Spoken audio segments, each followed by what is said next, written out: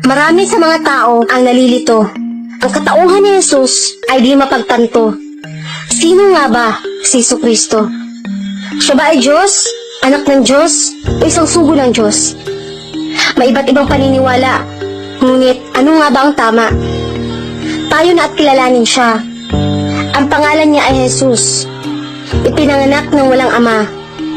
Ipinagbuntis ng Birhen na ang pangalan ay Maria. Nabuo sa sinapupunan ng 9 na buwan. Himalang pinagkaloob ng Diyos na may lalang. Nang malaman ito ng lipunan, si Maria ay kinutya at pinagtawanan. Ngunit ang sanggol na si Jesus ay nagsalita. Ako ay sugo ng Diyos, kanyang unang himala. Pagtatanggol sa inang tinitingnan ng masama. At nang siya ay lumaki at nagkaisip, siya ay nagsagawa ng mga himala. Siya ay nagbuhay ng patay, nagbalik ng mga paningin, at lahat ng may sakit ay kanyang pinagaling. Ngunit sa kabila ng kanyang mga himala, ito ang kanyang winika. Ako sa aking sarili ay walang magagawa. Lahat ay kaloob ng Diyos na may likha. At nang sabihan siya, "O magaling na guro," sabay sagot niya, "Walang ibang magaling kundi ang Diyos, at sa langit sabay turo." At sinabi rin niya, "O angkan ni Israel, ang Diyos natin ay iisa, at mahalin siya ng buong puso." Kaya naman ang kanyang mga disipulo ay itinuturing siyang guro. Munti ko na palang makalimutan. Nang sabihin ni Jesus habang nakatingala sa kalangitan, "Ito ang buhay na walang hanggan, ang makilala kanila nag-iisang Diyos, at ang sinugo mo na si Jesus." May tanong lang ako, sana wag kagalitan. Sa simbahan ba, ito ay tinuturo? O may dagdag para magmukhang Diyos si Jesus at hindi isang sugo? Nagulat ka ba? Hindi mo ba ito nabasa sa Biblia? Ang paulit-ulit sa pagbigkas ni Jesus na ang Diyos ay iisa. Ngunit kailanman ay hindi niya sinabi na ang Diyos ay siya. Nakakalungkot isipin na binago ng mga tao ang mensaheng mahalin ang Diyos at pinalitan ng mga katagang sabahin si Jesus. Sabi ni Jesus, "Panginoon ko." Sabi ng mga tao, "Jesucristo." Sabi ni Jesus, "Patawarin mo ako." Sabi ng mga tao, "Jesus, ako'y tinubos mo." Ito ang paniniwala ng mga tao na bumali sa katuruan ni Jesucristo. Sinunod ang mga ninuno na may paniniwalang pagano. Alam mo ba sa bawat pagtawag mo kay Jesucristo, tuot ng Diyos ang iyong natatamo? Pinadala si Jesus para ituro ang kaisahan ng Diyos. Ngunit ang mga tao ay gumawa ng sariling Diyos. Hindi pa dyan nagtatapos. Ginawan pa ng rebulto si Jesus.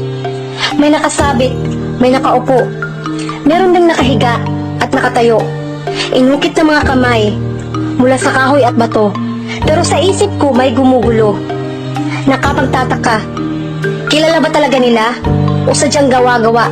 Sapagkat lahat ng aking nakikita, rebulto ni Jesus na may iba't ibang mukha. Nang minsan nagtanong ako sa aking kaibigan na Katoliko, "Bakit si Jesus ang iyong sinasamba?"